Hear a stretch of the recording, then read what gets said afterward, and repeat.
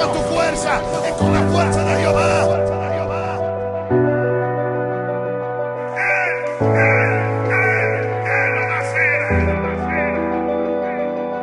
No hay una cosa más linda que confiar en Él. No hay una cosa más linda que esperar en Él. No hay una cosa más linda que esperar en Jehová.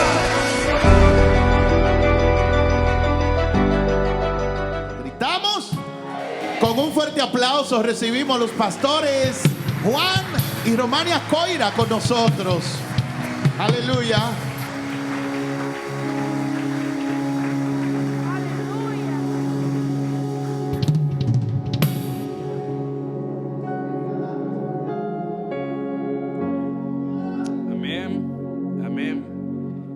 El Señor es bueno y para siempre es su misericordia.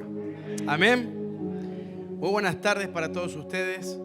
Un gusto de estar acá. Nos sentimos muy honrados por ustedes, pero ante todo por el Señor. Así que el pastor me va a saber entender que muchas veces uno predica y está recibiendo más que el que está ahí sentado. Dios está exhortando y uno se está confrontando aún más. Así que hoy hable el Espíritu Santo y que apenas seamos nosotros canales limpios para poder compartir su palabra. Amén. Pueden tomar sus asientos.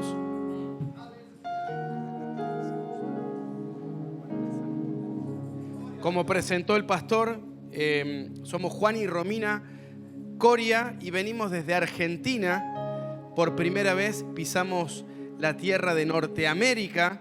Y tienen la bendición, esto yo no me voy a cansar de decirlo nunca, que quienes nos abrieron la puerta a esta nación han sido hermanos dominicanos. Así que sean doblemente bendecidos.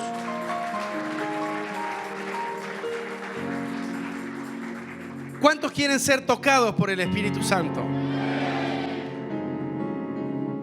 Y mi pregunta es, ¿para qué? No hay tantos amén. A mí me gusta predicar juntos porque dicen las Escrituras que los dones y la multiforme sabiduría de Dios es dada a conocer por medio de la iglesia.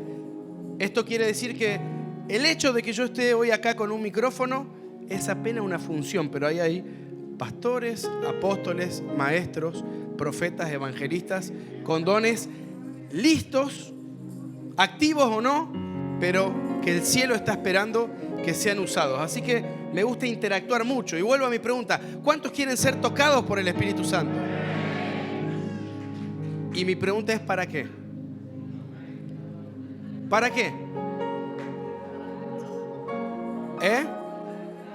¿Para qué quieren ser tocados por el Espíritu? ¿Para recibir la gracia de Dios? Ya la recibiste antes de nacer, porque el Cordero fue inmolado antes de la fundación del mundo. ¿Para qué quieren ser tocados? Para gozarnos, para hacer su voluntad, para contemplar su hermosura, para caminar junto con Él. Yo creo que todas las respuestas son correctas. No es que una está bien y otra está mal, pero muchas veces pedimos sin saber precisamente lo que pedimos. Cada varón y cada mujer en el antiguo y en el nuevo pacto que fueron de alguna manera visitados por la presencia de Dios, se metieron en unos procesos. Yo no me imagino a Jonás diciendo, quiero ser tocado. No, Señor, alejame de la ballena, lejos del mar, mandame al desierto, en el mar no. Porque Jonás fue visitado por Dios y lo que siguió fue muy duro. A veces no les pasa que leemos la Biblia como si fueran historias de fantasía. Bueno, sí, Jonás estuvo 3 días, estuvo en una ballena, un hombre, 3 días. Capaz que el primer día, la primera hora, bueno, te sacás una selfie, se la mandás a los hermanos, a los escuderos, miren a dónde estoy. Pasaron 2 horas y decís, Espíritu, todo bien, pero ya me gustaría estar en la playa. 3 días dentro de un pez. Elías fue tocado por el Señor Y hizo cosas que a su alma le dolieron un montón. Casi un año durmiendo de forma incómoda porque tenía que profetizar que así dura la cerviz de Israel estaba. Y Daniel, cautivo al lugar más pagano que podía haber, Babilonia. Y como si fuera poco, a jugar al dominó con los leones un rato que estaban aburridos ahí. Y los amigos de Daniel, si ustedes creen que en Dominicana hace calor, pregúntenle a Sadrach, a Mesach y a Abednego. Pero escuchen, todos ellos fueron visitados por Dios. Tuvieron el toque, como decimos. Si se puede bajar un poquito el piano, capaz que acá, porque yo me distraigo fácilmente, pero siga tocando mi hermano que lo está haciendo muy bien. Y oro para que el salmista que obraba en David obre en tu vida, que seas guardado y escondido en Cristo Jesús. Y que nunca pierdas la pureza de un salmista. Cuando Dios visita a alguien, no lo visita porque sí. Hay un solo momento en las Escrituras que es medio raro, que habría que sentarnos y escudriñarlos bien. El estanque de Betesda, cada tanto venía un ángel, tocaba el agua y el que llegaba al agua se sanaba. ¿Se acuerdan? Pero no es así el carácter de Dios. Yo voy a bajar, si me tocaste sanás. No. Eso era algo muy particular. Por lo general, cada vez que Dios visitaba a alguien, esa persona se metía en problemas. Pregúntele a María, a José, pregúntele al pobre Pedro que le sanaron a la suegra. Dios mío, que viva. Un poquito lejos, pero que viva. No, siempre hago chiste con la suegra, pero amo a mi suegra. Me regaló esta hermosura. Pero hoy queremos hablar un poquito. La enseñanza de hoy se llama Sanos por Dentro. Venimos de una congregación que se llama Nuevamente, nueva separadamente, de una mente nueva, y trabajamos mucho en la sanidad. Ahora, la sanidad viene con un propósito. Todo lo que Dios hace, lo hace con un propósito. Si vos estás pidiendo, Señor, tócame con tu poder, tócame con tu fuego, y no sabes para qué, estás tentando a Dios. Eso hizo Satanás. Lo tienta Jesús en el desierto. Parate allá en el pináculo y tírate, porque dice la Biblia que Él enviará a sus ángeles. Y Él le dice algo muy serio. No le dice, Dios no puede hacer eso. Si yo me tiro, me parto la cabeza contra el piso. No, Él le dice, hey, Satanás, no tentarás al Señor tu Dios. Y muchas veces tentamos a Dios. No porque Él pueda ser tentado por nosotros. Desde nuestra alma, Señor, tócame. ¿Y para qué? Señor, dame. ¿Cuántos quieren recibir $1 millón? ¿Y qué harías con $1 millón? Irse para Cuba y Venezuela. Andar al infierno, que es más fácil. Ayudar a los pobres. ¿Y acá? ¿Y hoy ya estás ayudando a los pobres? ¿Hoy ya estás ayudando a los pobres? ¿Qué harían con $1 millón? ¿Qué harían? ¿Qué harían? ¡Ey! Todos dijeron amén. Miren que no lo van a tener. Pedimos, pero no sabemos para qué. $1 millón hoy sin propósito te mataría. Te mataría. Te metería en más problemas, en más ansiedades. Porque ahora estarías viendo, ¿qué hago? Llámale $1 millón o llámale un toque del Espíritu, salvando las enormes diferencias. Pedir sin propósito es necedad. Es necedad. Dios alabó una cosa en Salomón, que de todo lo que pudo haber pedido, pidió sabiduría y aún así se corrompió. Pero a Dios le agradó. Si vas a pedir algo es, Señor, dame sabiduría. Dame revelación del Espíritu Santo, pero no para tener la super revelación, el mensaje, el descubrimiento. Dame revelación para comprender hacia dónde debo ir y qué tengo que hacer. Amén. Algo que el Señor nos ha hablado como ministerio, como casa, es una palabra que quizás la van a escuchar mucho en esta tarde, que es la palabra carácter. ¿Qué es el carácter? Tiene que ver con, vamos a estar comentando hoy de lo que tiene que ver la sanidad como proceso. Es decir, cómo yo como hijo de Dios manifiesto el carácter de Cristo. Y eso no tiene que ver con algo emocional. Hoy me desperté con muchas ganas y voy a salir a predicar a los enfermos, a sanar. Hoy me desperté con muchas ganas y voy a ir a la iglesia, voy a ir antes para orar, para interceder. Sino es la permanencia y la estabilidad en decir, ¿para qué fuiste llamado por Dios? ¿Cuál es tu diseño? ¿Cuál es tu identidad, tu propósito?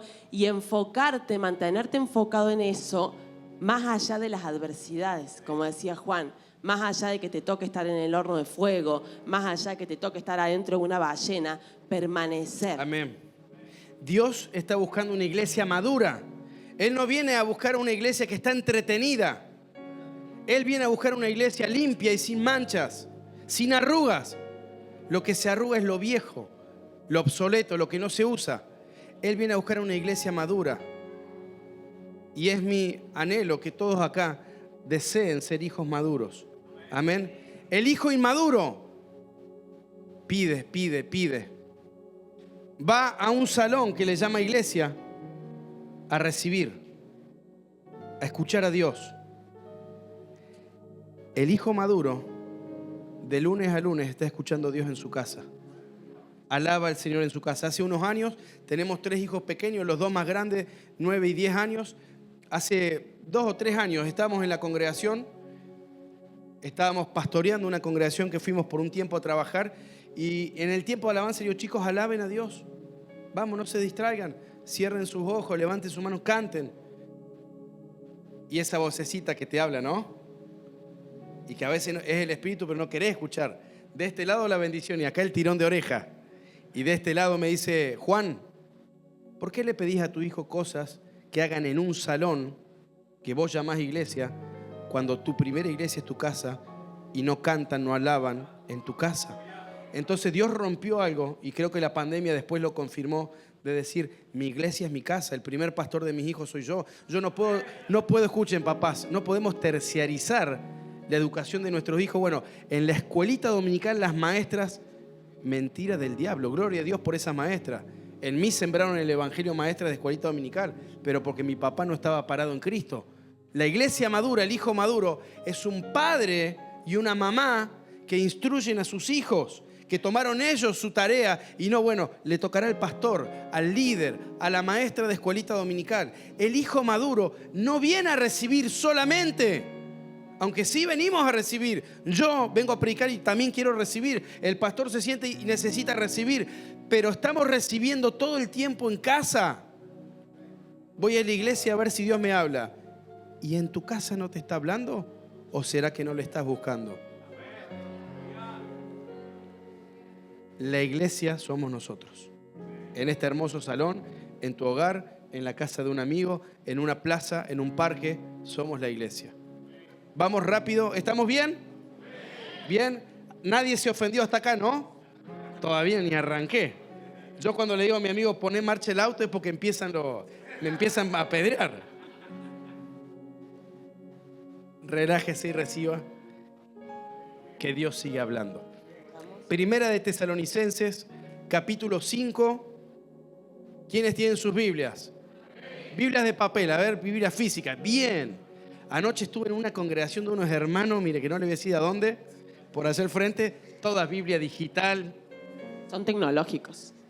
Pero el celular te distrae, ¿o no? Voy a abrir la Biblia, voy a leer, y a los 2 minutos está fotito, mensajito, grupito. Santo, te dan ganas de...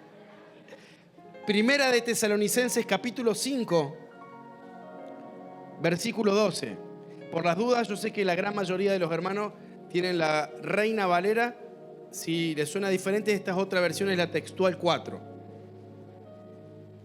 Dice la palabra en Primera de Tesalonicenses 5, 5:12. del 12 al 23.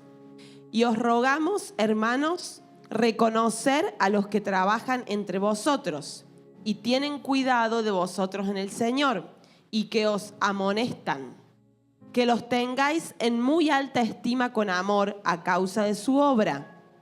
Vivid en paz los unos con los otros.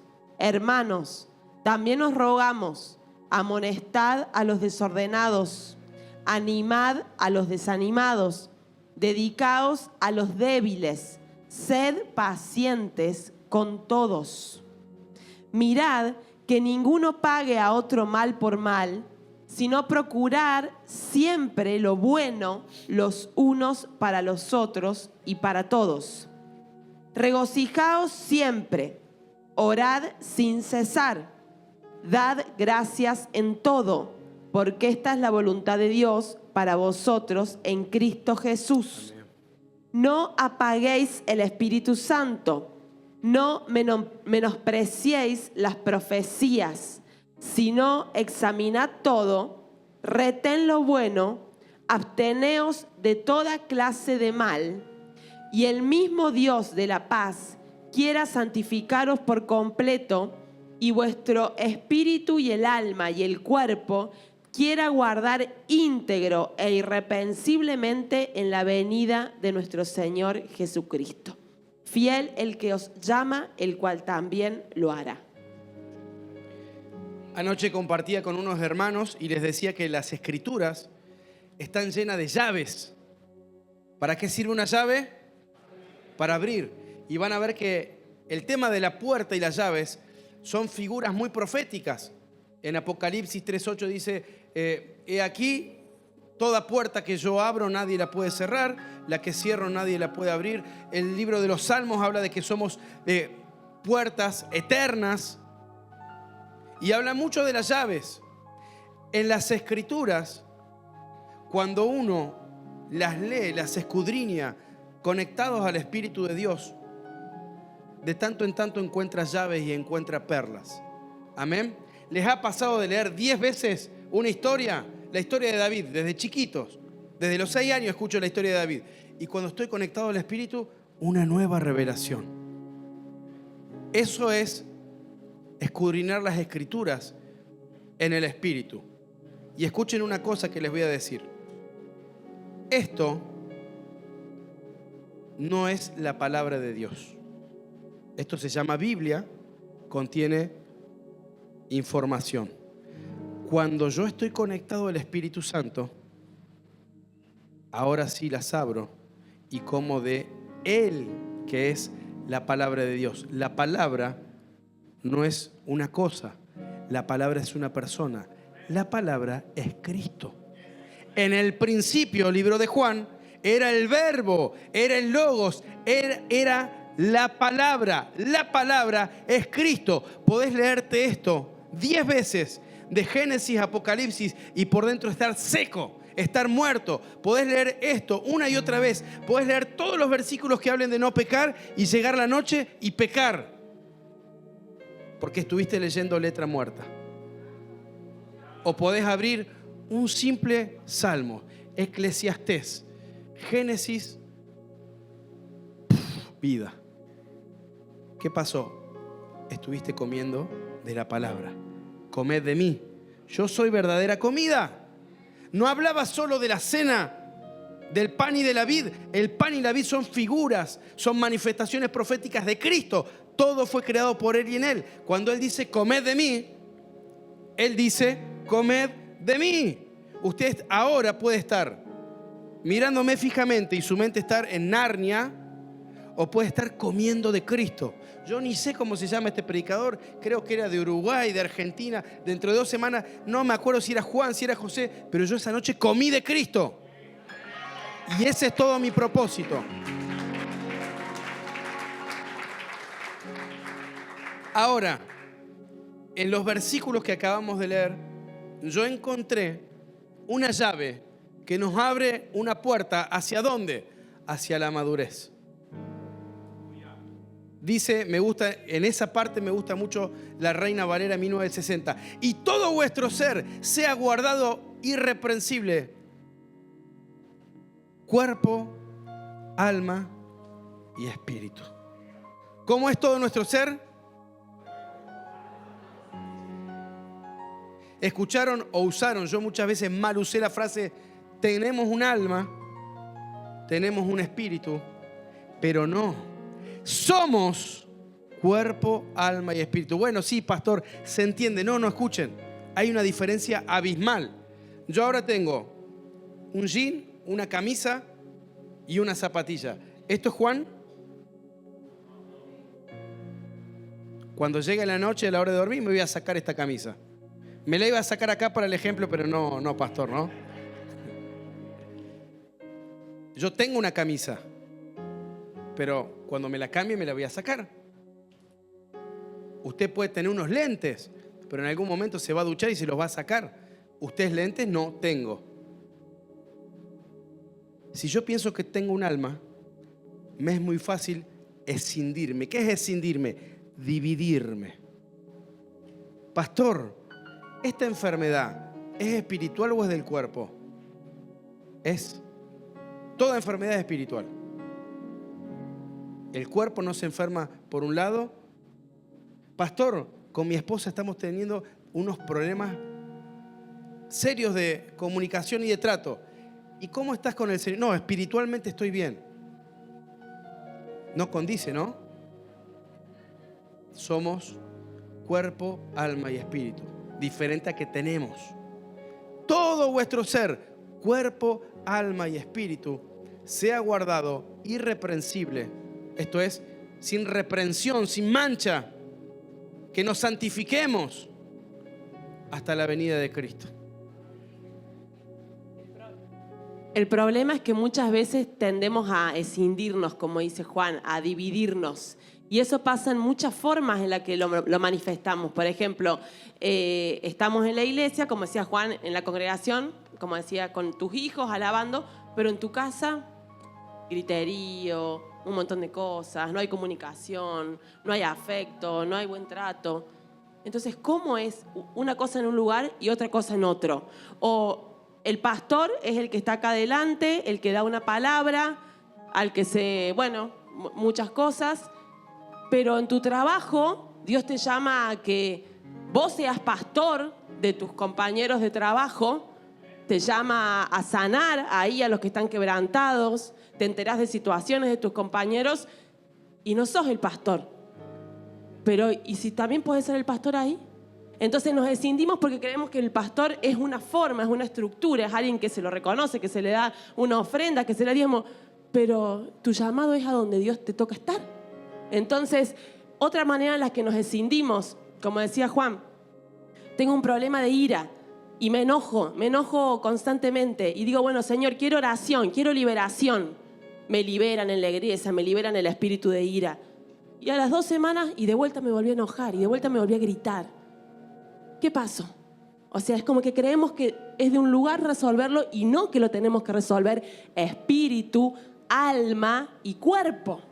Aún los problemas de alimentación, que son una manifestación en el cuerpo, por ejemplo la obesidad, creemos que lo tenemos que resolver con una dieta y nos cuesta hacer la dieta, pero en realidad es un problema más profundo, porque es un problema espiritual y es un problema almático, porque no sé tener dominio propio y decirle que no a la comida, porque me cuesta frustrarme. Entonces ahí es donde vemos que somos un todo, que nos manifestamos y la dinámica es, somos espíritu, somos alma y somos cuerpo. Pero el problema muchas veces es la división y que ignoramos. Y eso es una de las cosas en las que queremos traer luz también. En el año 2007, tenía yo 24 años, ahora tengo 42.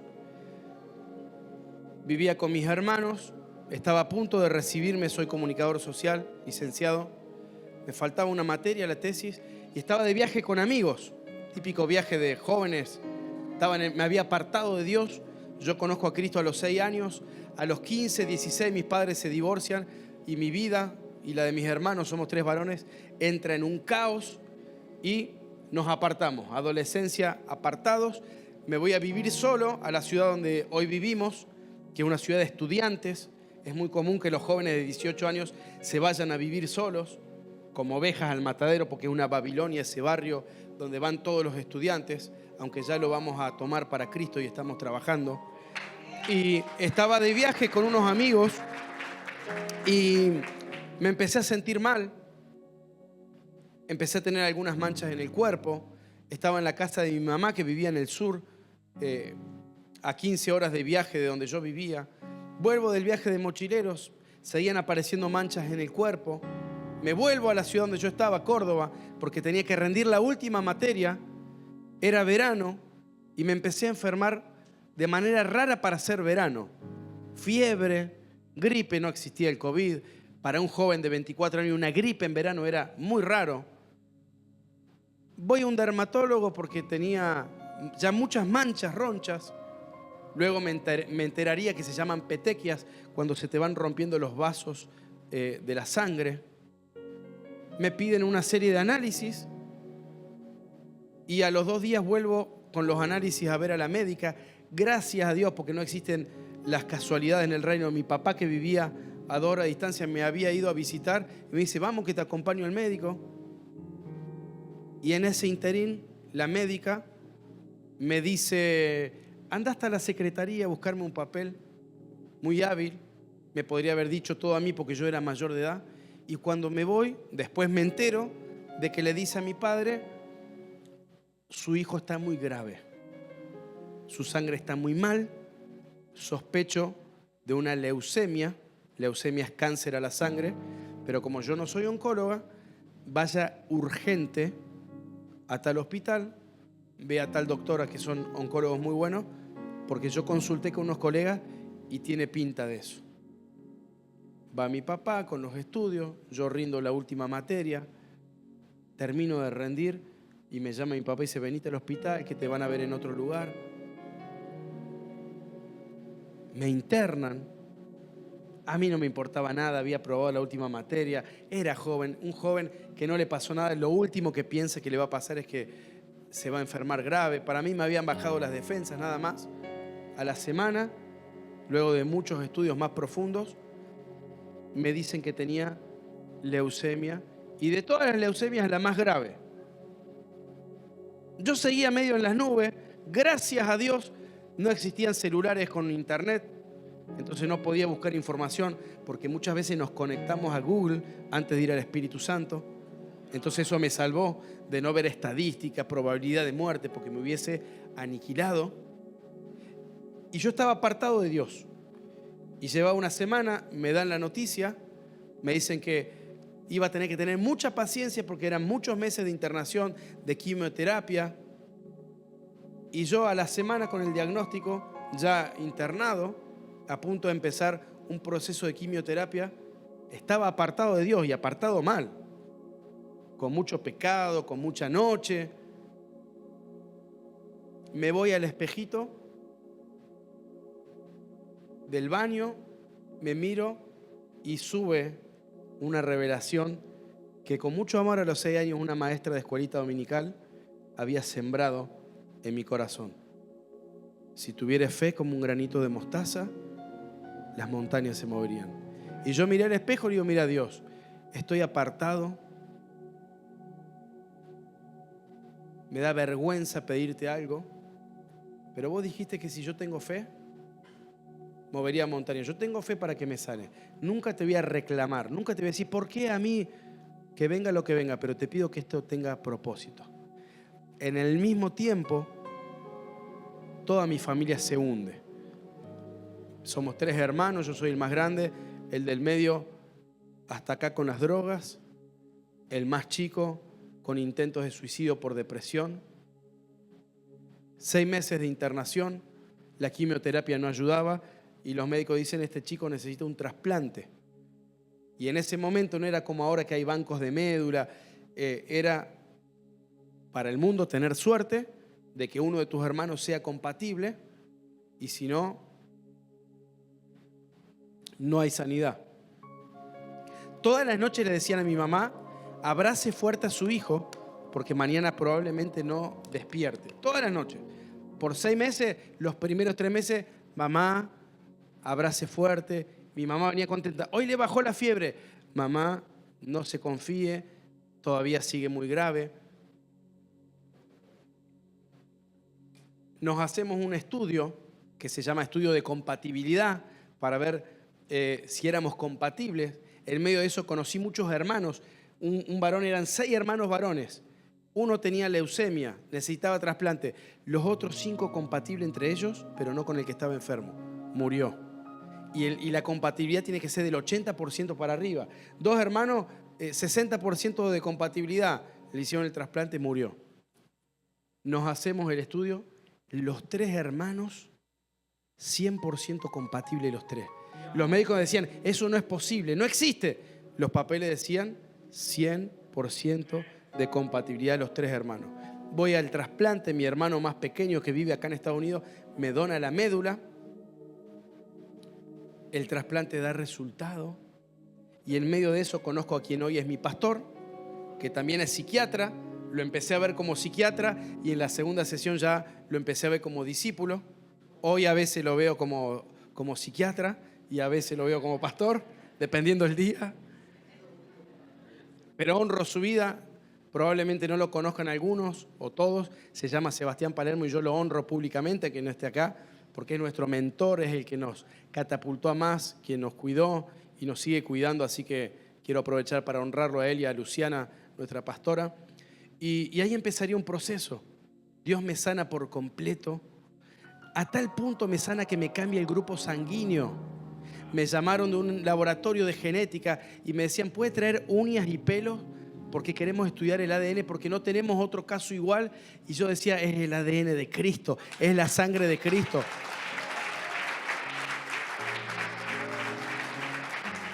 Ahora,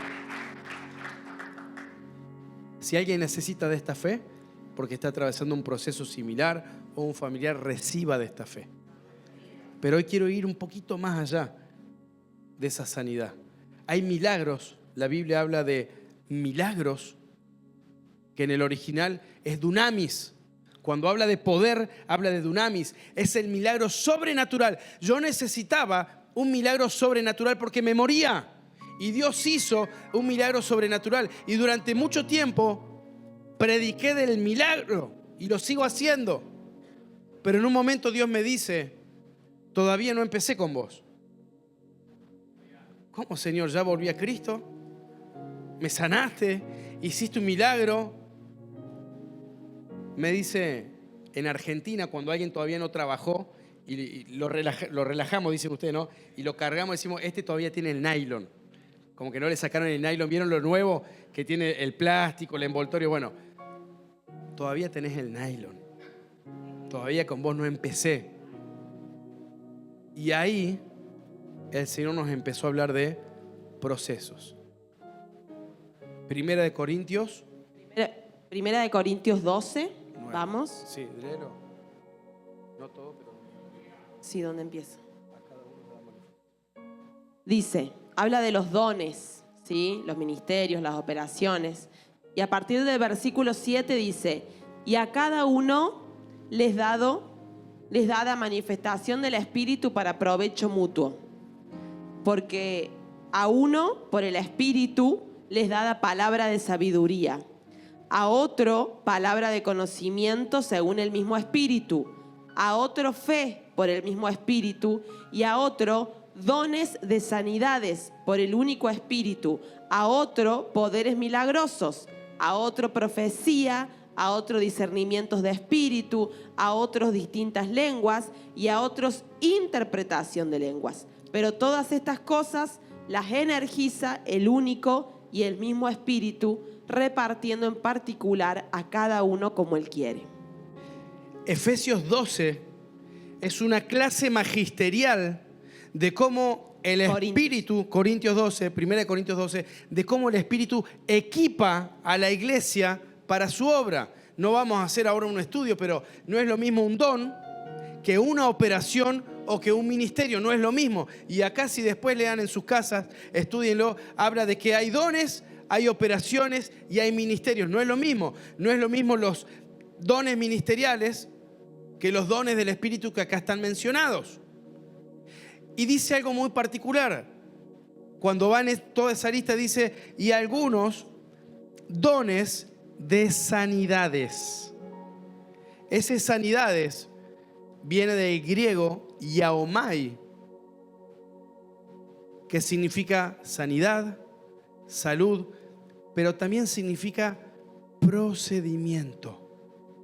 Después dice más adelante, Milagros. a otros poderes milagrosos. Eso es dunamis. Es el poder, es el paralítico, levántate y camina, al ciego mira, ese es dunamis. Jesús hacía muchos dunamis, pero con los 12, yaomai. ¿Me siguen? ¿Me siguen? A Pablo lo discipuló 3 años Cristo. Ya estaba muerto, estaba resucitado. Se va a Asia y dice que 3 años estuvo siendo discipulado por el mismo Señor. Y no le sanó un aguijón en el ojo. El Pablo que levantaba muertos no recibió la sanidad en un ojo. ¿Por qué? Porque no la necesitaba. En otras palabras, ese aguijón le era funcional. Y no hace falta que te pregunte, porque conozco la respuesta, si alguna vez tuviste un apurado, atemorizado, en una crisis, con una enfermedad, con un hijo enfermo, con un problema serio. Y si eso no te llevó a doblar rodillas, a ayunar, a orar, a interceder. Otros recibieron dones de sanidades, sanidad yaomai, procesos.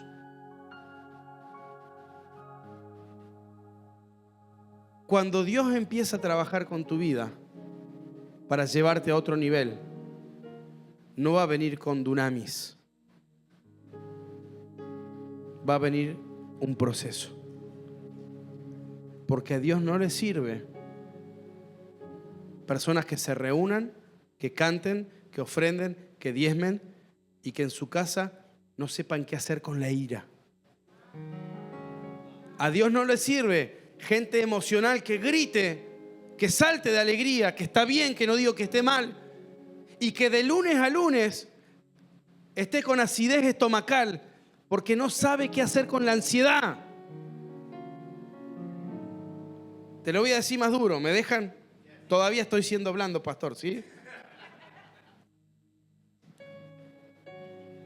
A Satanás no le molesta que estemos acá. No le genera nada. Con las Biblias, que cantemos unas canciones, que ofrendemos. ¿Sabes cuándo tiemblan las tinieblas? Cuando salen justos, llenos de santidad, y van caminando en su barrio, y de repente en la esquina, paren, y de repente en la esquina, nadie sabía nada, pero vendían droga, y porque vos pasaste por ahí, lleno de santidad, no porque vas a una iglesia, lleno de santidad y de justicia, la luz que salió de ahí, llamó a una autoridad, cayó la DEA, cayó la policía, allanamiento, y en tu barrio no se vendió más droga. Eso hace retroceder a las tinieblas. Hijos e hijas justos. ¿Y qué es ser justo? Bueno, el hijo inmaduro ve a la justicia como no pecar, no decir malas palabras, no codiciar la mujer del prójimo, no ver porquerías en internet. Eso es básico. Eso es ley. Eso es vivir por ley. El hijo maduro responde a la justicia, ¿saben cómo? ¿Qué está esperando hoy, 2025, con 5, 3, 10 años de creyente, el cielo de mí? ¿Qué está esperando? ¿Estoy dando los frutos que tenía que dar? ¿Hace cuánto que recibo palabra? ¿Estoy discipulando? No, pastores, que a mí no me dieron una célula. ¿A Pedro le dieron una célula? Y en mi congregación hay células. Pero ¿saben qué le decimos a la gente? Si tenés que esperar que el pastor te dé una célula para discipular, nunca desarrollaste al Cristo que iba por las almas y que la buscaba. Las células están allá afuera. Las almas perdidas están allá afuera. Los púlpitos están en tu trabajo, en la universidad, en tu barrio, en tu casa, en tu familia.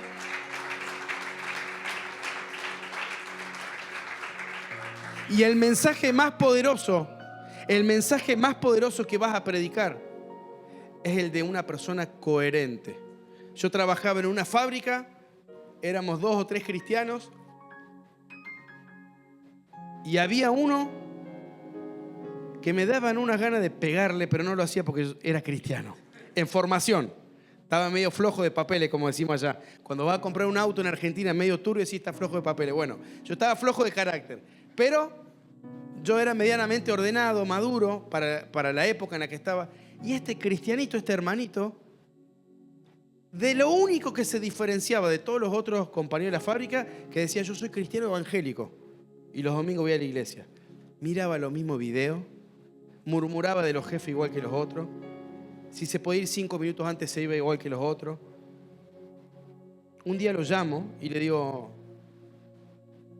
hermano, vení. Sí, Juan, ¿te puedo pedir un favor? Sí. No digas más que soy cristiano. Ah, Juan, no, en serio le digo. Con cara de póker, así serio. ¿Por qué? Bueno, le digo, a Dios no lo podés hacer quedar mal, pero estás haciendo quedar mal el evangelio. Lo estás quemando. Porque decís que sos cristiano, pero sos uno más con los otros. Hablás como los otros, hablás mal de los jefes, te quejas como se quejan todos. Nadie ve acá un adorador. Un adorador no es el que va cantando salmito. Un adorador es todos se quejan del jefe y honra a Dios con su trabajo y lo hace con excelencia. Ese es un adorador. Todos roban porque está bien robar, él no lo hace. Ese es un adorador. Entonces yo, cállate, no digas, hasta que no cambies, no digas más. Yo no les decía a todos, soy cristiano, evangélico, voy a una iglesia. Lo sabían, pero no lo decía. Yo predicaba con mi vida. ¿Y saben qué pasaba? Compartía la oficina con un compañero, Nicolás, hermoso chico, músico, tocaba rock and roll. Y yo me iba a almorzar, almorzábamos en diferentes horarios. Yo llegaba después que él, compartíamos la oficina. Él estaba escuchando su rock. Yo me sentaba y me decía, ¿te pongo alguna de las canciones tuyas? Pero yo nunca le dije, eso no me gusta, eso es el diablo. Eso es gobierno. Mis compañeros eran una cloaca, como hablaban. Llegaba yo, ey, la boquita que está Juan. Nunca les dije, no digan malas palabras, me ofenden. Ellos sentían algo, gobierno. Pero me tuve que comer que hablaran mal de mí, que me acusaran de muchas cosas injustamente, pero por sus frutos los conoceréis. Y la pregunta es, ¿qué frutos estamos dando? Hay una palabra que está en Proverbios 16:32 que dice, mejor es dominarse a sí mismo que conquistar una ciudad. Ustedes ven cómo Juan está hablando de esta cuestión gobierno, cómo vas caminando por la calle y un negocio de drogas deja de existir, cómo un compañero puede conocer a Cristo sin que le estuviste diciendo Jesús es el Salvador, sino que lo ve con tu propio testimonio. Habla de un gobierno, pero que empieza por un gobierno interno. Entonces, cuando nosotros, por ejemplo, tenemos algún problema en nuestra casa, que es lo más común a veces, que nos cuesta hablar, que nos cuesta abrir nuestro corazón, pedir ayuda, suponga un problema de maltrato, de que tenemos ira o tenemos miedos fuertes, estancamientos, y venimos acá al frente y pedimos oración y que nos liberen de ese espíritu de ira, esa no es una sanidad de la que estamos hablando.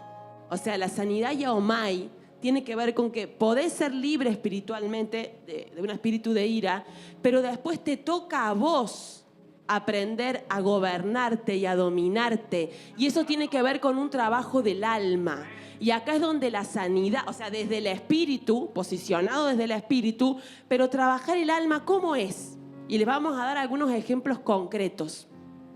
Las emociones que nosotros sentimos, por ejemplo el enojo, si somos personas que nos enojamos constantemente o cada tanto se nos salta la cadena, como decimos en Argentina, o se nos vuelan los patos, es como que de repente estamos enojados, nos enojamos en el trabajo, en la calle, en nuestra casa, estamos irritables, intolerantes.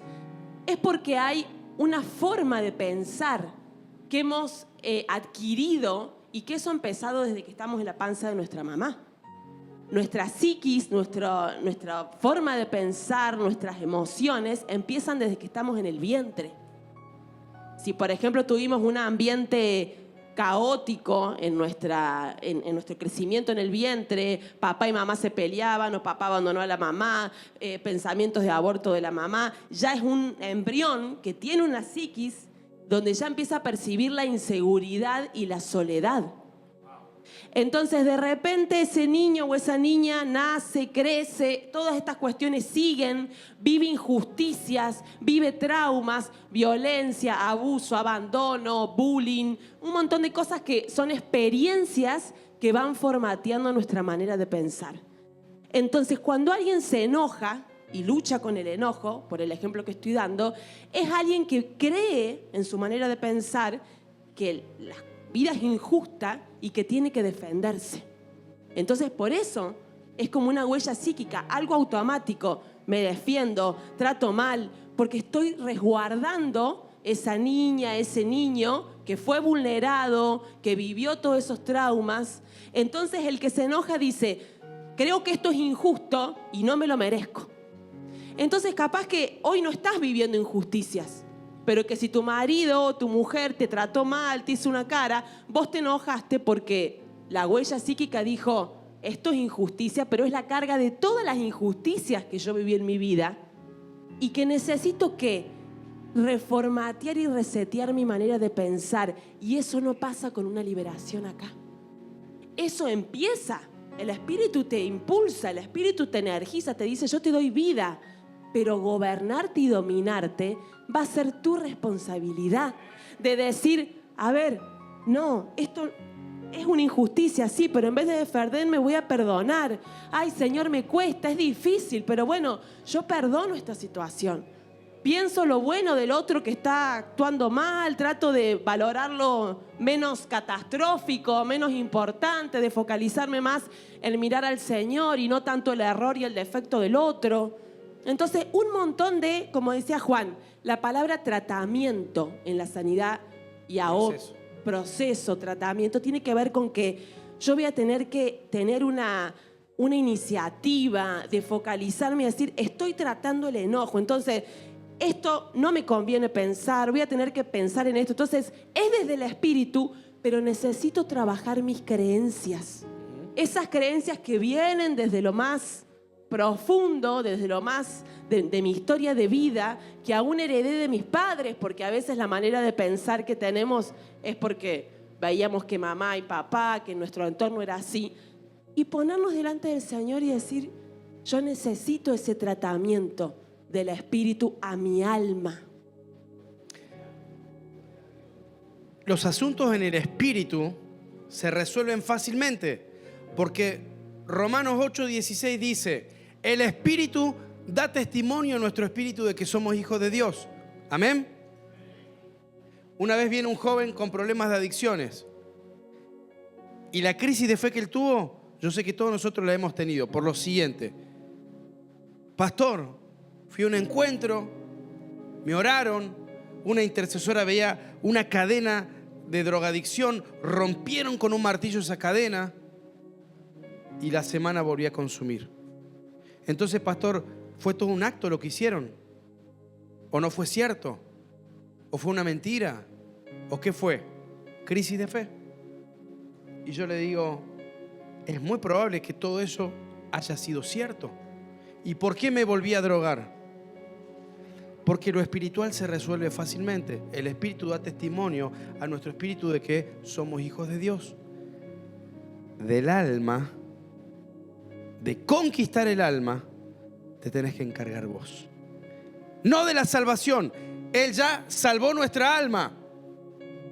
Pero las emociones, por ejemplo, se forman o se activan por la manera de pensar.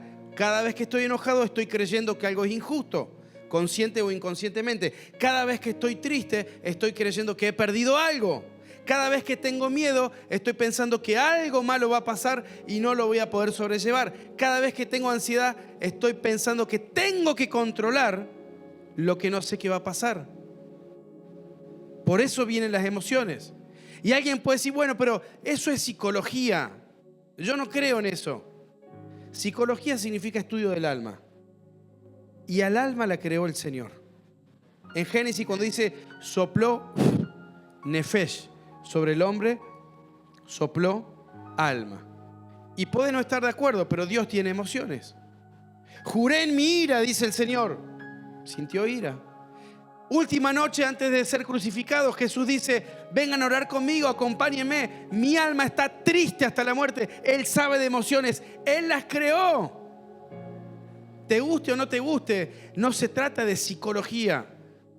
¿Qué es diabólico y terrenal? La psicología del mundo. Lo peor que puede hacer un hijo de Dios es ir a resolver sus problemas del alma con un psicólogo del mundo. Le abriste las puertas del alma a vaya a saber qué espíritu.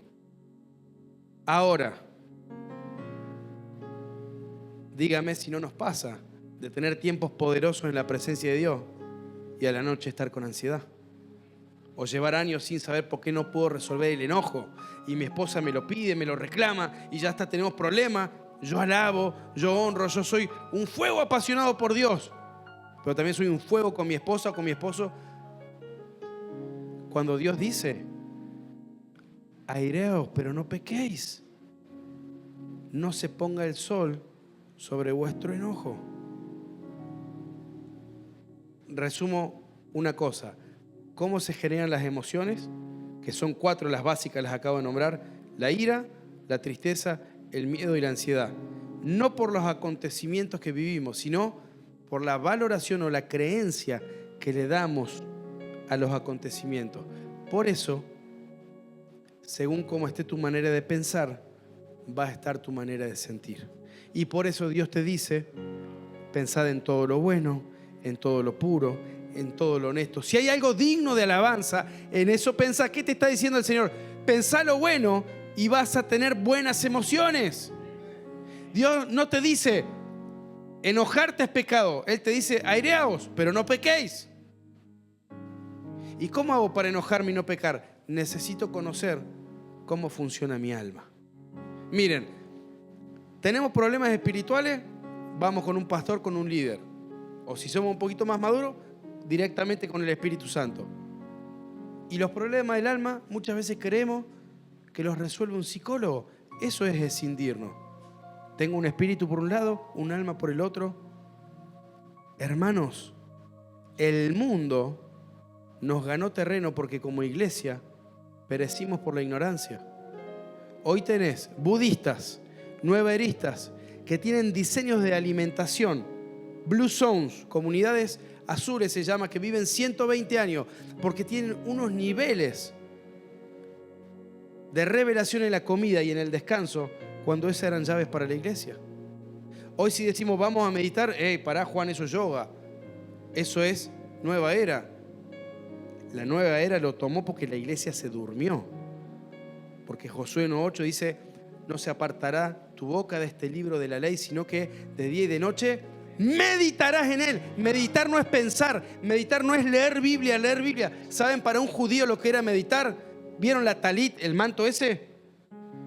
Se lo ponían y el nombre de Yahvé, que para ellos es impronunciable, Jehová, Yahvé, Y-H, B corta H, no piensan, no razonan. Señor, dame. Señor, tengo que pagar el alquiler. Señor, te pido que la reunión esté buena. No. Meditar, ir más allá. Contemplar su presencia. A veces queremos controlar. Controlamos la presencia de Dios. Queremos controlar una forma, una reunión, una manera de alabar, una manera... Pero todos los avivamientos vinieron rompiendo estructuras. Y empezó una alabanza. ¿Se acuerdan hace poco dónde fue? En Pensacola. ¿A dónde fue hace unos años? Un avivamiento acá en Estados Unidos bien grande que hubo. Fue uno de los últimos avivamientos que hubo. ¿No se acuerdan? En una universidad. Se fue de control.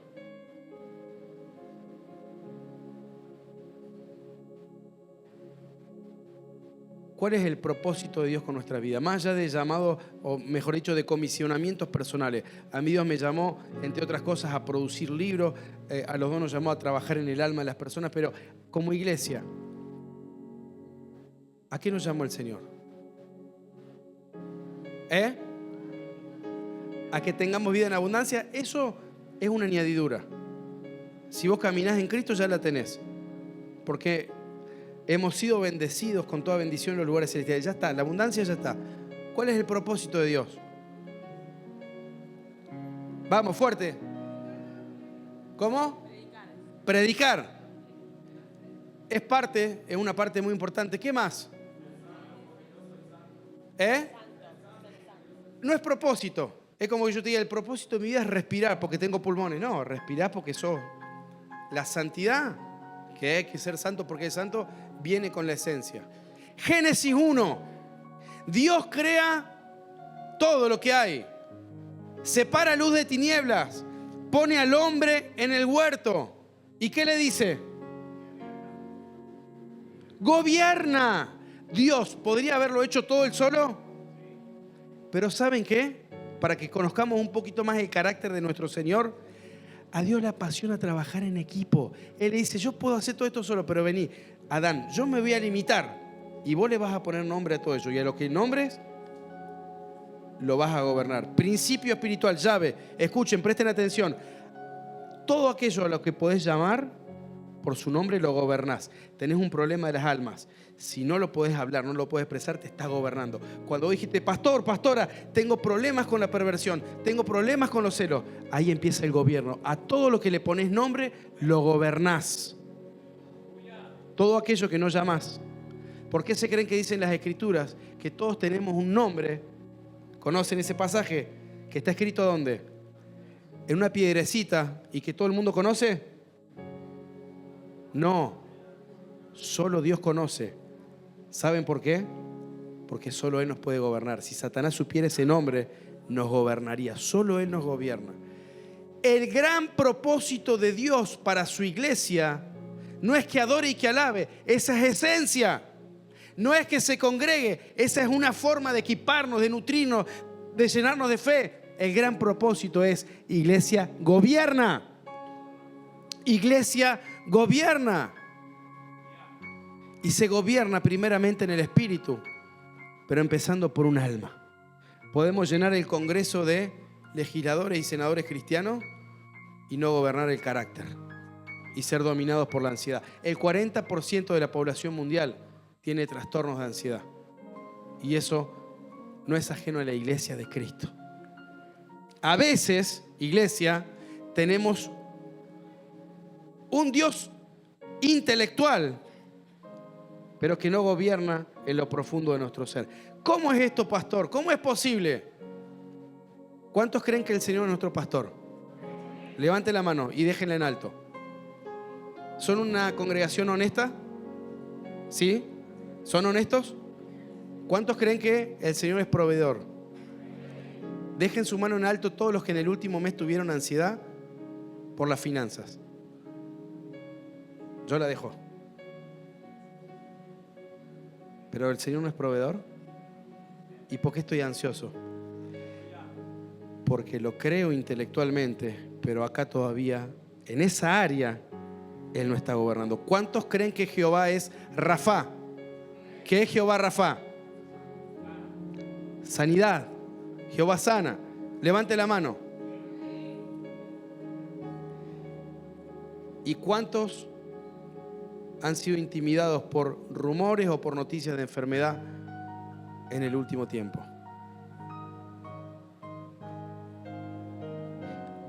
¿Cuántos, sean sinceros, han recurrido al médico o a la pastilla antes de preguntarle: Señor, ¿por qué me está doliendo tanto la cabeza? ¿Por qué estoy con acidez?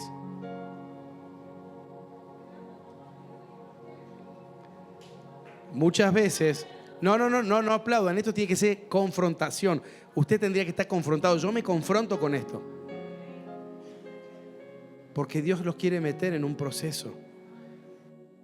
Esto no es para juicio y condena, esto es para libertad, porque a libertad nos llamó el Señor. El cielo ha depositado todo el poder que operaba en Jesucristo para levantar muertos, para ir a hospitales y sanar enfermos, para restaurar matrimonios, para sacar jóvenes de las adicciones. Y nosotros a veces estamos jugando a la iglesia a sentirnos bien.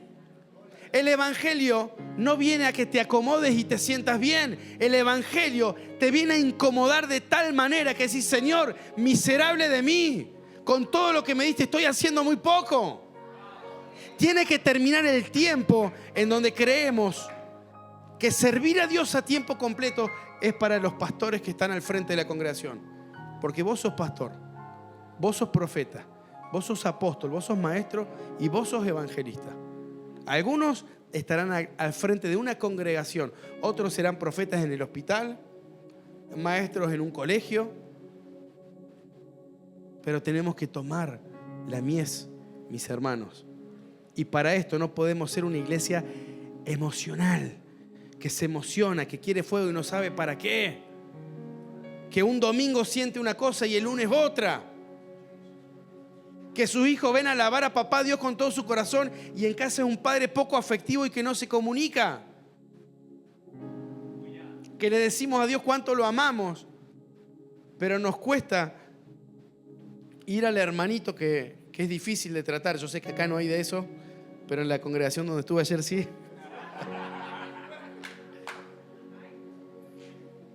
¿Cómo estás en tu pensamiento con ese hermanito o esa hermanita que es difícil de tratar? ¿Cuántas veces lo mataste acá o acá? Con el hermano que sabes que está en necesidad, que está pasando tribulación, que se le murió un papá, que tiene un ser querido en tratamiento. ¿Cuántos hospitales visitaste la última semana, el último mes? ¿A cuántos hambrientos le diste de comer? Hay una canción, creo que es de Marcos Vidal, que dice algo que es muy fuerte y habla de la iglesia. Dice, ¿qué te pasa, iglesia mía? Que a veces te emocionas. Y después no sé si es la misma canción. Dice que no reaccionas. Dice, mis ofrendas están en el banco. Y no hablo de dinero solamente.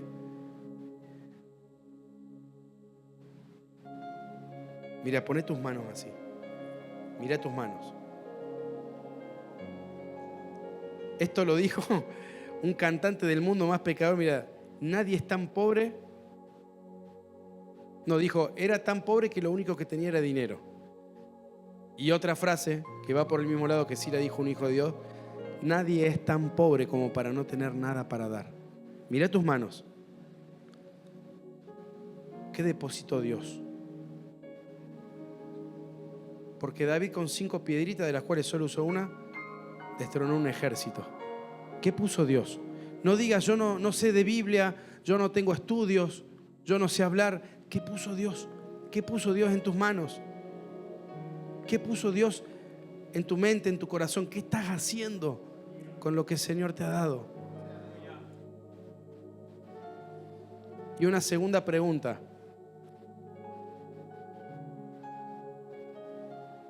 ¿Cómo está tu alma en cuanto al carácter? ¿Cómo estás con la ira, con la tristeza, con el miedo, con la ansiedad? No se trata de no tener esas emociones. Las vamos a tener. Somos seres humanos. El problema es cuando ellas nos gobiernan a nosotros y no nosotros. El primer gobierno empieza acá, en el alma. El primer gobierno no es destronar a Jezabel, hacer guerra espiritual contra la reina del cielo, el principado, la potestad del aire y la ciudad. La guerra espiritual más poderosa es la del alma.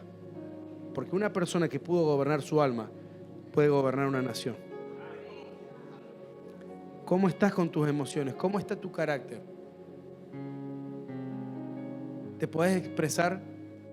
El primer paso a la sanidad es el expresarnos. ¿Te cuesta o hay mucho orgullo?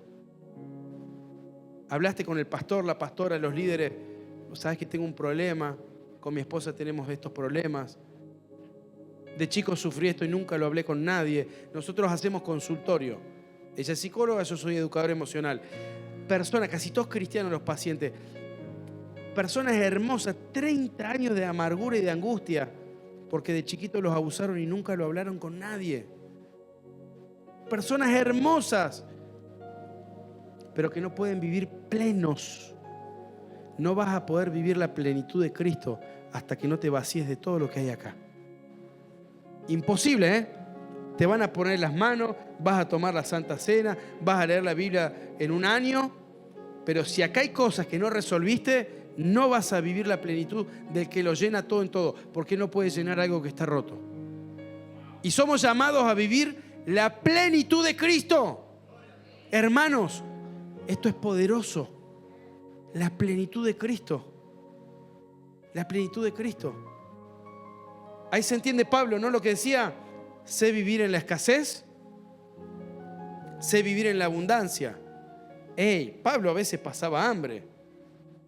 Pablo a veces pasaba hambre. Y no lo ven orando, Señor, dame de comer. Iba, reprendía, sanaba enfermo. En Listra lo apedrean. ¿Se acuerdan? Listra, uno de los lugares que van a apedrear. Lo apedrean a Pablo. ¿Y qué pasa? Leen la Biblia, pastor, acá, ¿no? Dicen las escrituras que lo sacan afuera de la ciudad arrastrado porque pensaban que estaba muerto. A nosotros se nos mete una basurita en el ojo y vamos al hospital y oramos, Señor, que no sea un tumor, un cáncer. Soplale el ojo que tiene un mosquito que se le metió. A Pablo lo sacan creyendo que estaba muerto. Dice, se levantó, así, los Avengers, una mosquita al lado de Pablo. Se sacudió, animó a sus discípulos, él a ellos. No le dijo, oren por mí, me pegaron, como decimos en cordobés, un pedradón me pegaron, me duele el ojo, así tengo el ojo. Ahí le quedó el aguijón. No, él fortaleció a los discípulos y al otro día hizo algunos discípulos en la misma ciudad y se fue a la ciudad que sigue. Y nos quejamos por menos. Y nos quejamos por menos. Pero les pregunto, no creo que nos apedreen como a Pablo. Capaz que alguno que vaya a Medio Oriente, no creo. Pero ¿acaso no se vive así el Evangelio? Esto no es todo el reino. Esta es una forma, esto perece. Viene una pandemia, esto se cierra, perece. En 10 años, vaya a saber uno cómo vamos a juntarnos, cómo vamos a reunirnos. Cada vez que vino una persecución, avivó la iglesia de Cristo. Entonces, queremos fuego de Dios, guarda con lo que pedimos. Cada vez que vino persecución, se avivó. China, el país con mayor persecución de cristianos, el país que hoy, 2025, más misioneros está enviando a todo el mundo. China, el país más perseguido.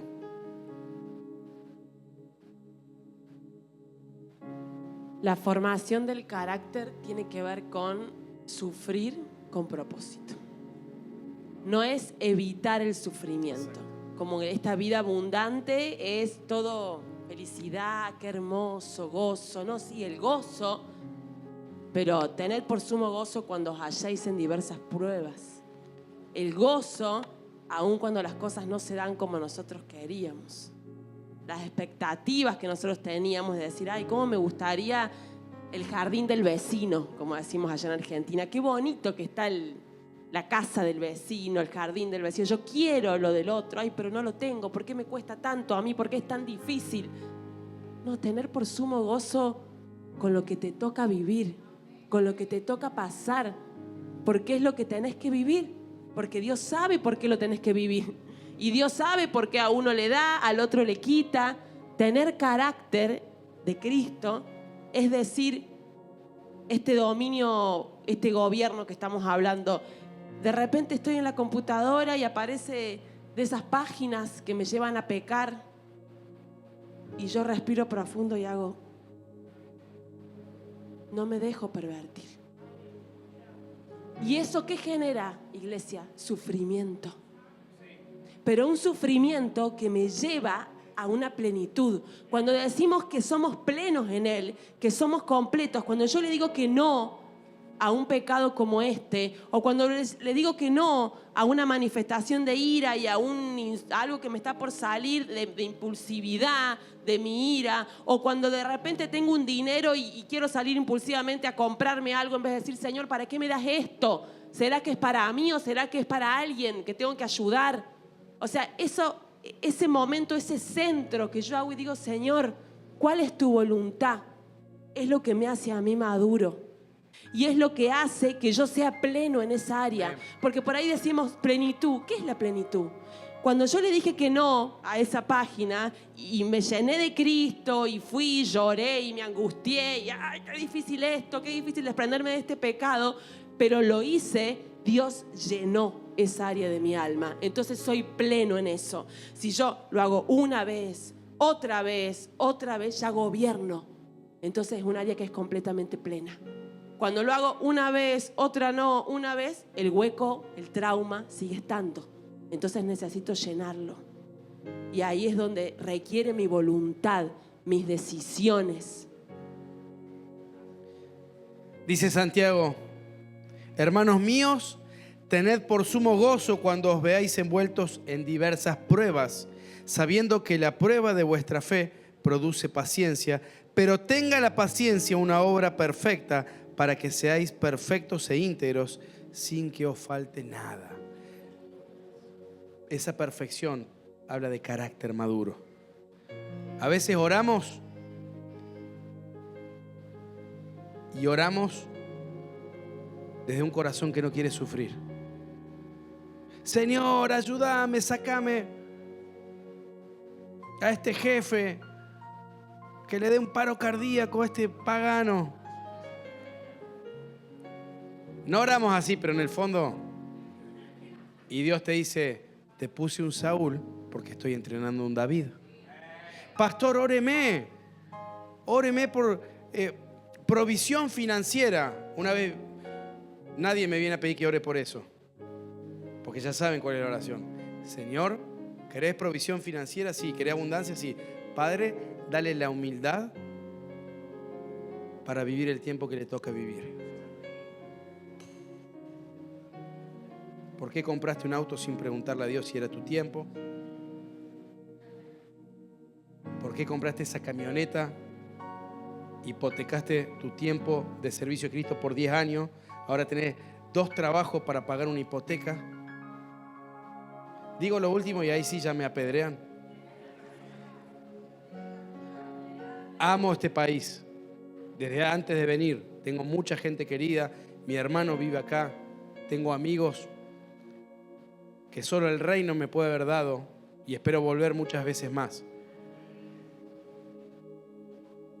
Pero muchos se casaron con el sueño e idolatraron la tierra. Ayer en una reunión pregunté: ¿cuántos tienen cargas por las naciones? Y solo uno levantó la mano. Y me dolió. Y yo dije: Señor, esto no está bien. No digo que todos tienen que tener un llamado misionero, pero muchos llegaron acá como si fuese la acción celestial. Esta no es tu patria. Nuestra patria es aquella. Gloria a Dios. Y hoy, paren. Gloria a Dios si en vez de estar en Dominicana, hoy Dios te trajo acá. Pero que estés acá, no porque se ganen dólares, sino porque Dios te trajo acá con un propósito. Hay personas trabadísimas, y esto no lo digo de gente de acá. Tenemos muchos discípulos que viven en Norteamérica y muchos de ellos se metieron en proceso de justicia y estaban de manera ilegal una y otra vez y trabados en áreas llenos de maldición, y Dios le dijo: volvé y desde allá hacé las cosas legales. No era el tiempo de venir. Yo no te traje. Acá nadie dice aleluya, nadie dice amén. Y probablemente muchos de ustedes estén acá con un propósito.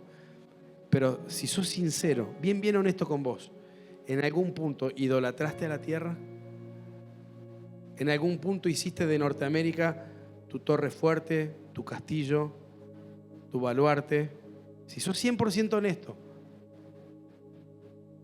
bueno, ahí hay algo que arreglar con el Señor si es así. Si no, paz, gloria a Dios. Pero si es así, qué lindo empezar a cumplir propósito en una tierra porque amás la tierra y no porque la idolatrás. Y esto, la única forma de darse cuenta es si sos sincero, sincera con vos mismo y a la luz del Espíritu. Señor, nunca te pregunté si tenía que vivir acá. Amé este país más que mi nación de origen por mamón. Duele. Pero es hora de ser libre, iglesia, porque Dios te puede proveer abundancia de riquezas en Norteamérica, en Haití, en Dominicana, en el África. Tiene que despertarse una iglesia que ame las naciones y que tenga carga por las naciones. Una iglesia dispuesta que si Dios te dice, te movés y te vas, pero Señor, lo que me conquistó, te movés y te vas, porque te necesito en Europa, te necesito en África, te necesito en Argentina, y después te traeré y te volveré a mandar. Pero qué lindo ser como el viento. Cuanto más contrataciones tengas, más le vas a dificultar a Dios que te use. Ezequiel 28 habla de la caída de Lucero. Pero antes de la caída dice, se halló en ti maldad por causa de tus múltiples contrataciones. ¿Qué son las contrataciones? Contrataciones que hacemos acá. Acá. Ese auto me lo dio Dios. Mentira, te lo dio tu ego. No te bancabas andar en un auto 15 años viejo, te subiste a un auto del año y hoy estás haciendo malabares para ver cómo pagás. El Señor me dio una casa. El Señor, o la falta de humildad de decir, voy a esperar un tiempo, voy a ahorrar, voy a sanear mi economía, voy a sentarme, voy a estudiar porque Dios me exhortó a que estudiara, voy a capacitarme. Cada contratación que haces te ata más al mundo.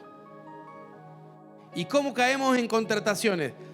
Tomando decisiones sin preguntarle a Dios. Hasta podemos hacer contrataciones dentro de la congregación. Hemos tenido hermanos que le dicen que sí a todo, pero por falta de identidad. Entonces están en alabanza, en audiovisuales, tocan, parecen Dios, están en todos lados. Vos lo ves limpiando el baño, después está acá pasando. Y vos decís, ¿cómo sirve el hermano? El hermanito tiene una falta de carácter e identidad que necesita ser reconocido. No lo hace a propósito. No dice, voy a ser reconocido. No está sano. Le dice que sea todo contrataciones. Pastor, mi hijo es tan rebelde. Y si está más tiempo en la iglesia o en el salón que en tu casa. Serví más a los hermanos de la congregación, que no está mal servir, que a tu esposa y a tus hijos. Incoherencias. Contrataciones. Esta palabra que leía Juan, que está en Santiago 2, dice, en Santiago 1, perdón, que dice, para que seáis perfectos e íntegros sin que falte nada. Es decir, para que seáis plenos. Esta cuestión de la perfección, esta cuestión de la madurez que venimos hablando, no tiene que ver con ausencia de errores. Nos podemos equivocar, todos nos equivocamos, ¿sí? El punto es poder reconocer los errores. Como ya sabemos, en la Biblia tenemos, no sé, a un David que lo tuvieron que exhortar, pero que reconoció su error, se arrepintió y avanzó. No se quedó en la culpa ahí, la condenación, ay, me equivoqué. Pero la perfección tiene que ver con un estado del alma de sanidad. Y dice, e íntegros. Y esta cuestión de la integridad, quiero mencionarla porque la integridad es una cosa preciosa. La integridad es poder ver a alguien a los ojos y saber que lo que yo estoy viendo en el otro es la realidad. No hay nada que esconda. No hay nada que esconda. Y a veces la religiosidad es un arma que hace que nosotros nos expresemos de una manera, pero que por dentro no lo somos. Eso no es integridad. Integridad es íntegro. Lo que yo soy, alma, cuerpo y espíritu, es lo que soy. No es una cosa acá y otra cosa acá. Es lo que soy. Entonces, confiesa sus pecados, iglesia. No sea orgullosa. Aún nosotros como pastores tenemos nuestros pastores. O sea que venimos a nuestros pastores, muchas veces nos juntamos y le decimos, estamos con ansiedad, estamos como preocupados con este tema. O sea, y es un pecado, o sea, porque la ansiedad, además de ser un problema emocional, es no confío en Dios. Y me la estoy predicando de que confíen en Dios y yo no estoy confiando en Dios en esto. Oremos por esto, veamos qué está pasando. Ahí conversamos con nuestros pastores.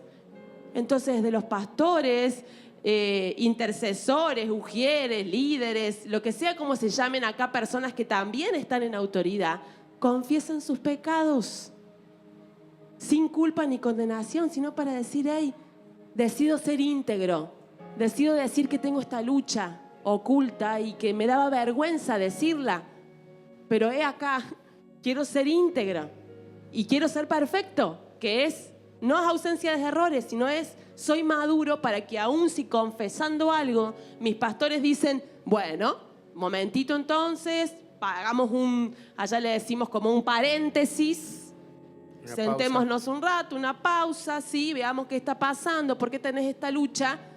Pero si uno se concentra en el proceso y sana lo que tiene que sanar para seguir sirviendo al Señor, esa sanidad se va a dar. Pero a veces por problemas de identidad, como dice Juan, no nos animamos a reconocer nuestros errores porque creemos que por reconocer ese error nos van a rechazar, nos van a desplazar y ya está. Nuestra identidad se perdió cuando nuestra identidad no tiene que ver con lo que hacemos, con lo que hacemos en la iglesia, con lo que hacemos en nuestra vida. Nuestra identidad tiene que ver con lo que somos, Amén. con lo que Dios dice de nosotros. Y Dios dice de vos que sos íntegro. Que sos hijo. Dios dice que sos hijo, pero que sos íntegro, que sos honesto, que la verdad está en vos y no la mentira y no el ocultamiento. Pero los problemas de rechazo en nuestra infancia hacen que nos resguardemos y que no nos animemos a expresarnos como somos, porque tememos a ser rechazados, desplazados, desaprobados por nuestro error. Entonces, algo que siento para decirles a ustedes, aún de los que están en niveles de servicio de autoridad, que están a cargo de gente, de lo que sea, confiesen sus cosas, hablen, pónganle nombre, gobierne, Amén. iglesia, lo que le pasa. Amén. Queremos que más almas vengan a Cristo. Amén. Queremos que no entren acá y tener que buscar más lugares. Y eso está bien. Pero Dios va a enviar en la medida que haya una iglesia madura que puede contener, que puede discipular. Un discipulador maduro no es el que cumplió el paso 1, paso 2, leyó esta capacitación, esta otra, este estudio. Un estudio no te da un don. Un seminario no te hace pastor. Te hace pastor el Espíritu Santo. Y lo que vos haces con ese don. El seminario es buenísimo para capacitarse. Un estudio bíblico es genial, pero el estudio bíblico no te forma el carácter. Con lo que aprendes escudriñando las Escrituras, con enseñanzas y con prédicas, en el día de la batalla, en el día de la tentación, o como decía Romina, en el momento de hablar y de expresar, ahí lo pones por obra. Y el Señor viene a buscar a esa iglesia madura. Amén. Hoy dejamos acá una antorcha que trae luz. Y lo que hoy se suelta acá no es una prédica bonita, emocional, no es un tiempo poderoso en la presencia, es una luz que el que la quiera tomar va a empezar un proceso. Acá hay personas que tienen cosas tan guardadas que no las hablaron ni con sus esposas o sus esposos. Y ahí Satanás tiene un gancho de donde tirar. Acá hay líderes que necesitan expresar, confesar, tal vez no pecados, tal vez sí temores, ansiedades, luchas. Satanás te va a decir, pelealo solo, tenés al Espíritu, luchá solo. El Señor te dice, no temas, manada pequeña, les he dado un reino de sacerdotes. Somos una familia, somos un cuerpo. Es tiempo de pelear juntos, iglesia. Hoy dejamos una antorcha que va a traer luz para empezar procesos de sanidad, procesos de perdón. Acá hay personas que no han perdonado. Yo puedo ver en algunos que están peleados con sus hijos. Veo un hombre mayor que está sin hablarse con su hijo desde hace mucho tiempo y no lo has perdonado. Y Dios te dice, acá en las Escrituras, no lo digo yo, si no perdonás, yo no te perdono. Y esa es la respuesta, ¿por qué caminás en maldición? Porque te has apartado del perdón de Dios. No, pero él me ofendió, él no me habla, vos estás en Cristo, a vos te va a tocar perdonar. Se suelta un tiempo de reconciliación entre padres e hijos.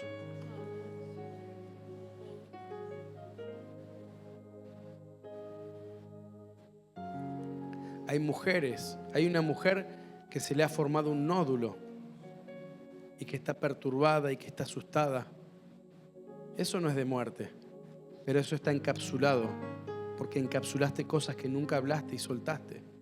Hoy te dice el Señor, desato tu lengua, habla, confiesa, confesale a Él, pero busca a tu pastora, busca a tu autoridad, habla, exponé. Se les viene, pastores, mucho trabajo, ¿sí? Perdonen, pero va a venir un tiempo de trabajo porque hay personas que van a decidir abrir su corazón y van a necesitar ser contenidas, ser alumbradas. Pero esto es un proceso, esto no es pasar que oramos, te caes al piso. Esto es un proceso. Empieza mañana, empieza esta noche cuando estés solo en tu casa. Empieza cuando mañana vuelvan los pensamientos de rechazo, de soledad, de temor a ser desplazado, de celo. Ahí empieza este proceso. Recordá, hay una antorcha acá que te dice, yo te marco el camino. Y yo te di todo para gobernar. No digas yo no puedo. No digas es muy difícil. Fuimos hechos para cosas difíciles. Fuimos hechos para cosas imposibles. Porque el que va adelante es el Dios de los imposibles. Pónganse de pie. Vamos terminando. Si te ayuda a concentrarte, cerrá tus ojos.